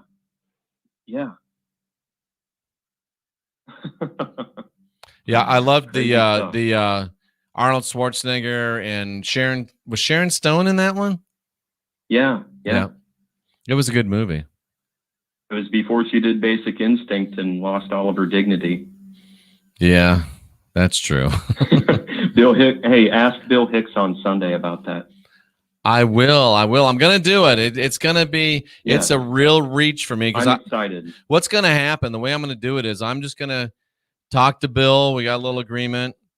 And I'm going to ask the question as me.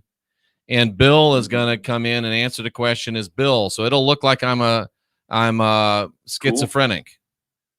Cool. It's going to be interesting. Could you also do a show on the Byzantine Empire?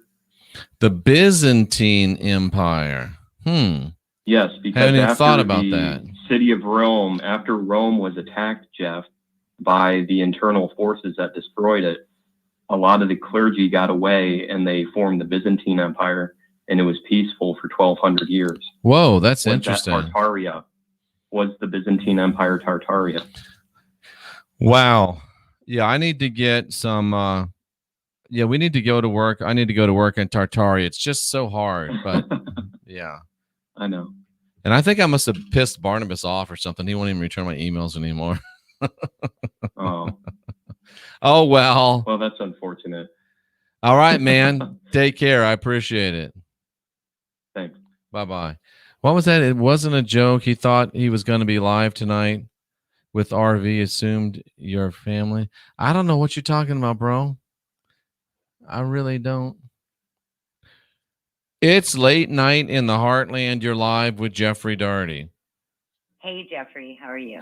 I'm calling because I wanted to let you know I got FLFE today, and I feel really good. Awesome. Make sure you drink extra water because it will dry you out a little bit. Oh, thank you. Now, when I went through I called last night, and I told you about my experience going through a portal. And I've done a bunch of research for a decade since, and I just wanted to ask, I think some of the findings I have are aligned with what you're saying tonight. I'm trying to try to get to the point. Okay, absolutely. Okay. I was shown that the enemy of all humanity have repeatedly used lies to plague us with the disease of fear and separation for the purpose of causing us to manifest limitations. And through my research, I've learned that what we collectively believe and expect to receive, kind of like rain dancers, Native American rain dancers, they envision being soaked already in mud. Ooh. So what we're expecting is what we're manifesting.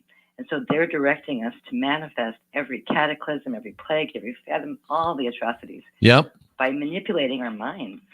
And I was also warned of they're using digital physics to try to replace our ability to manifest our own reality with a kind of like the Matrix movie where they can remove our mouths because everything's digital instead. So it takes interesting. away our power, stealing our birthright. And I mean, the mask, you could argue, is definitely a step towards that. Exactly. The whole thing is 5G. We don't need 5G. I agree. But it is about digital physics. So it's something more people should learn about how in quantum eraser theories, these are just really scary things they can utilize that we aren't being taught about. So the more we teach about electromagnetic frequencies, the more electromagnetic frequencies and consciousness we improve, the more we defeat them on that level. 100% agree. I really appreciate it. Thanks for that. That's what I believe. Sorry to interrupt you. That's what I believe the real Jesus was teaching, and then they killed him. And I don't.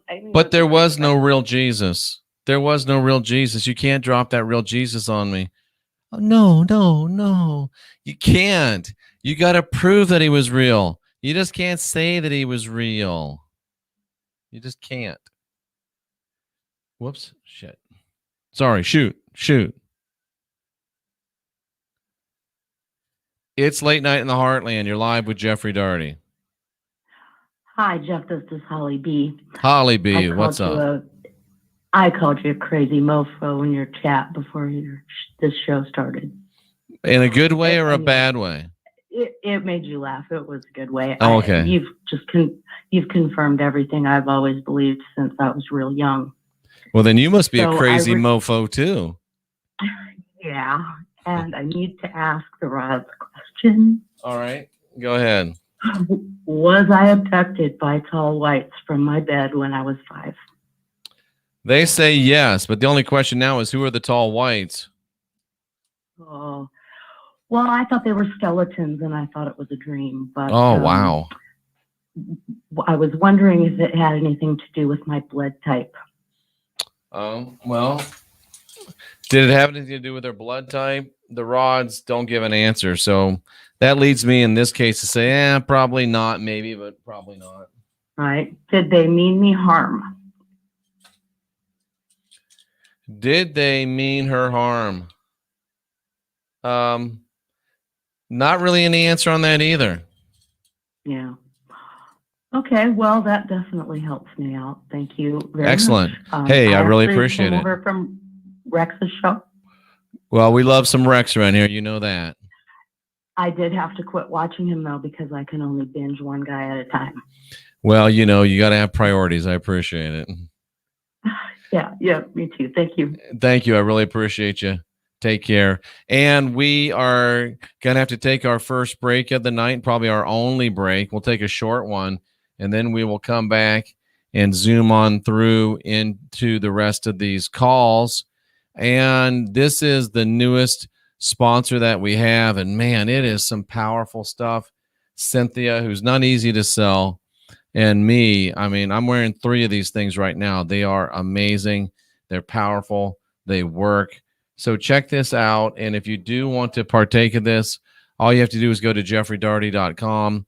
You can click on the LifeWave logo, and great stuff that comes from great people. You know, I only promote the things that I use in that work. Really amazing for me. So we will be right back after this message, and we'll zoom through with your calls, ladies and gentlemen.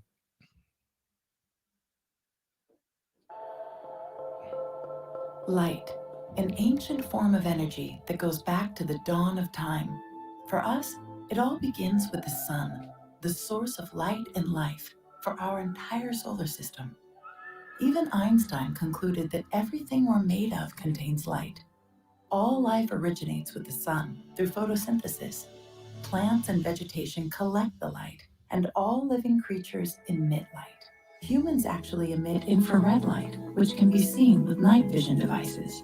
We've known for centuries that light has many effects on the body. LifeWave's phototherapy patches use light to stimulate the body's natural healing systems, providing specific health benefits. Here's how the technology works. First, a patch is applied to specific points on the body. Where the patch covers the skin, infrared light emitted from the body is reflected back into the tissue. This stimulates the skin, which in turn stimulates specific regions of the brain. The brain then taps into the body's own natural flow of energy and the ability to heal itself. Let's take a look at why this is important on a cellular level. For example, a number of our patch products help counteract free radicals, oxygen molecules that damage cell proteins and contribute to visible signs of aging. When the body is stimulated through phototherapy to release its own antioxidants, these free radicals are neutralized naturally. LifeWave phototherapy patches promote an environment that enables the body to optimize its restorative powers and provide specific health benefits, all without the use of harmful drugs or chemicals, all helping you to stay healthy and young. To find out more, contact your distributor or visit lifewave.com. LifeWave. Live long, live well. And I like to call that perfect timing, ladies and gentlemen. I got back just in time. I got a little personal comfort break and another cup of coffee. That's what I like to call multitasking. So we are going to roll and rock, or even rock and roll, through the rest of the night with your calls. It's late night in the heartland. You're live with Jeffrey Daugherty. Hey, Jeffrey, it's Camille calling. How are you? Oh, I don't have to ask how are you. You don't want me to do that.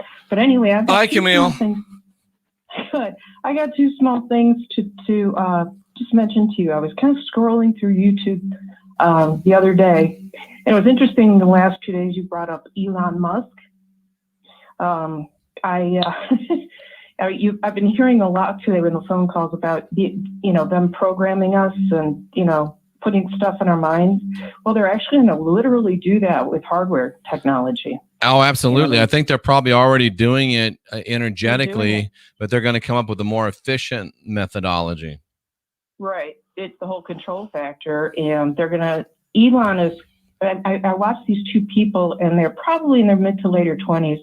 I think they're celebrities, but I don't know who they are. One was a girl who looks like she was half AI already. Mm-hmm. And the other was this black guy, which is like so excited because Elon is promising him he'll be like God, he'll be invincible, he'll have all this knowledge. And I'm just looking at it going, wow, this generation is going to be feeding into this stuff. Yeah, and, it's we used to say back in our generation that he's not the sharpest tool in the shed, but now there aren't any sharp tools in the shed. No, there aren't. I know. I hear you. And the other thing I wanted to tell you quickly was I'm kind of glad you're channeling Michael Jackson because I don't think I really am. I'm sort of joking, but not totally. Well, you're hearing it, and I was sitting there going, because after a while, I always heard all the rumors that he's still alive, he faked his own death, and all this other stuff. And I don't know about that either. Can you channel somebody that's still alive? I'm going to tell you my dream, and you can take it from there. All right. Make your own conclusion. Shortly after he died, about 2 weeks, I had a dream about him. And Tracy just said a few minutes ago that dreams can lie. Oh yeah, for sure. I dream very vividly. Okay, and a lot of what I dream is I don't know, valid.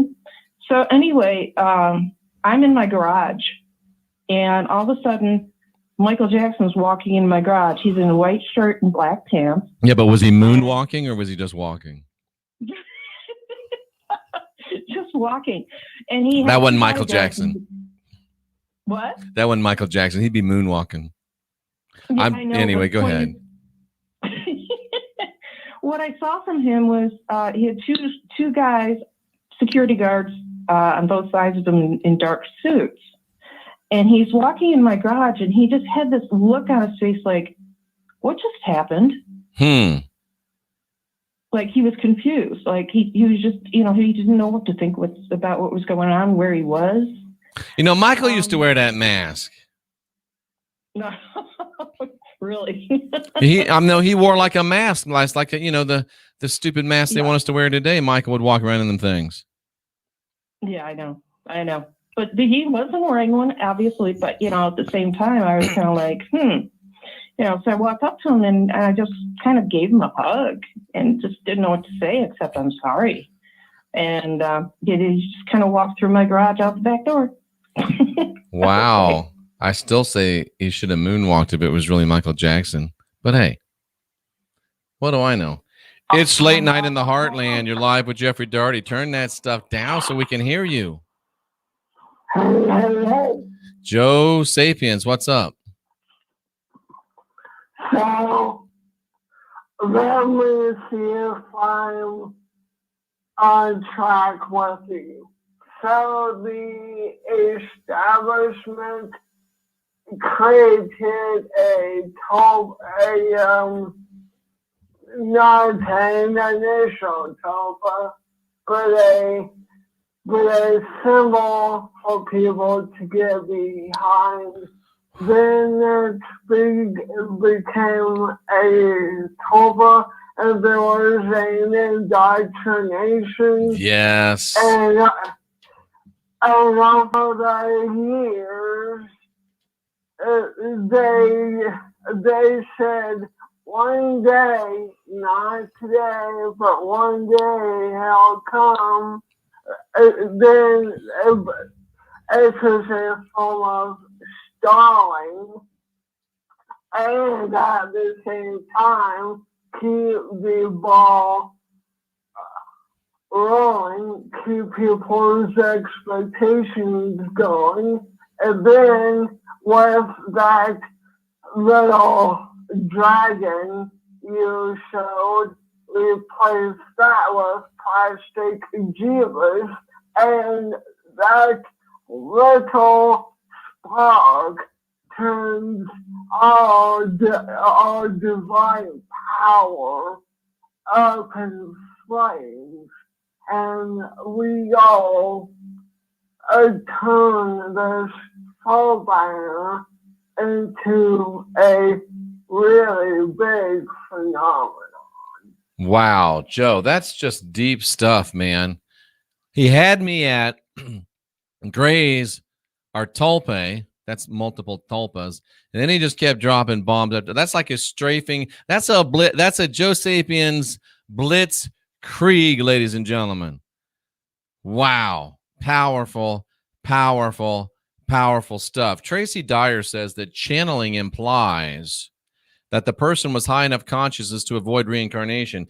Tracy Dyer, that right there is just a brilliant statement.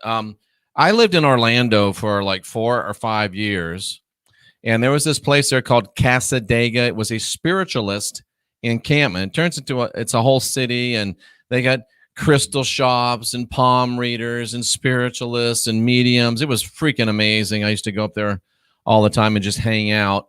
But they taught me something, and this I wish I could remember. His name was Don. Was a minister, Don. I can't remember Don's last name. I should give him a shout out. But he's like, Jeffrey, let me ask you something, because we were talking about reincarnation. He says, is this you, this body, the real thing, or is it your spirit that's a real thing? Well, it's my spirit, obviously. And he goes, okay. So why would a spirit have to come back into a body in order to learn?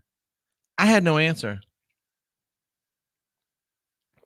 Spiritualists believe that you only reincarnate if you're not high enough consciousness to avoid it. So home run from Tracy Dyer. Go ahead and drop the bat and run the bases, Tracy. Okay. It's late night in the Heartland. You're live with Jeffrey Daugherty. Hey, Jeff, it's Chuck again. How's it going? Hey, Chuck, everything's great. What's on your mind?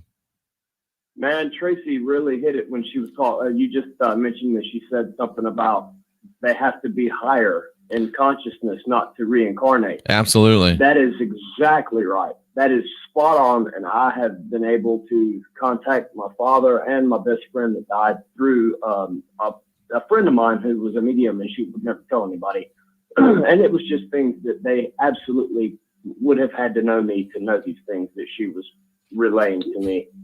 And I've never sought any kind of other mediumship or anything like that before, not out of, I might not better do that or whatever. But it was just one of these happenstance things that happened. Excellent. Just sort of came forward with it. And it was like, wow, it really just pushed the point that it's not over when you're gone. It's just beginning. We're stuck. Oh, yeah. But most of us are so absorbed into this and so indoctrinated. And then we're waking up, but it's like people are grabbing, and it's like they're thrashing in the water, and we're swimming out to save them, and they're just beating us to death. Yep. They can't. They don't have anything to hang on to. Good stuff. They still got their plastic Jesus there. Yeah. Chuck, thanks for calling. I appreciate it, brother. And Tara Starr, who's going to be with us on the 22nd, is in the chat room. And Tracy has to be, Tracy again hitting the home run. Entities know a lot of stuff too, so you've got to be very, very selective. You got to be very, very discreet. That's why it took me a long time to say, okay, we'll talk to Bill, because it's not without risk, but I got to do Captain Kirk. Risk, gentlemen, is our business. So there you go. That wasn't a particularly good Captain Kirk. It's late night in the Heartland. You're live with Jeffrey Daugherty. Hey, what's up, Jeffrey? Hey. Hey, this is a different thought, right? And actually, it's part of the movie. I mentioned Total Recall in a way, but what if when you die, you actually wake up in a body? You're never a spirit. You always have a body. Now that's interesting. But how would you get from one body to the next if you weren't a spirit? It would be like the whole electrical, vibrational. Oh, okay. Energetic, plasma. I don't know. That's interesting. You can have a concept and not really know the science, right? But it's total recall, right? You think you're there. Transfer of consciousness. Yeah. Walk in. Interesting. You think you're there, and yet in the end, you wake up and you're actually sitting in a chair in a body.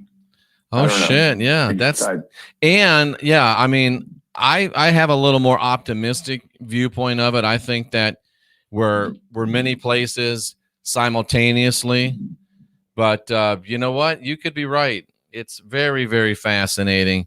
And the only thing we know is that we don't know for sure. The only thing we know for sure is that we don't know for sure. Wow, this is great stuff. It's late night in the Heartland. You're live with Jeffrey Daugherty. Yeah. This is your cousin, Lyle. Fish. What's up, Lyle? This is Fish from Ohio. What's going on, my friend? Have a take. Don't suck. Absolutely. Yeah, you kind of hit home there. I was in the military for 21 years. Thank you for your service. To you about it. Yep. Yeah, you're welcome. But I had my leg cut off by a spider in there. A spider? Yeah, a big spider bit me in the leg and it rotted all my meat off. Dude, you spend 21 years in the military, surviving who knows what, and a spider takes your leg. Man. Right on my back porch. Unbelievable. Yeah.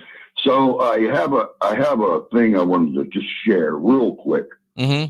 When they knocked me out, they had to. my everything was dropping. I was dead. Right. They said a couple hours I would have been dead. Well, I was in the emergency room, and I kind of went somewhere else for a while. Well, when I got to that other place, there was an argument whether I wanted to go here or where I wanted to go. Go where they want me to go, or go where you want to go. Wow. And I said, it was just so meek and calm, though. But when I made my decision, they got mad at me because I knew what I wanted. I knew I wanted to get up and walk and all this other crap because I knew I was going to lose my leg. So I turned around. I tell the doctor, I said, Doc, you know what? I can't believe this is happening to me. He said, what? I said, I had a really emotional time last night. And he goes, well, I didn't want to tell you, and I said, furthermore, my chest really hurt when I come out of surgery. He said, we had to light you up. We lost you a couple of times. Wow. So, yeah, and I didn't know that until I spoke to him, that had happened. And I asked him, why was my chest so sore? And he said, Mr. Rankin, that's from the implodes on your chest. Yeah. So, yeah, and but I want 2 little ones for rods. Okay. Just 2 little ones. Does Rod think I'll ever walk again? Yes. Okay. I had an infection set in my good leg. My good leg is almost shattered. Oh. They're trying to save it.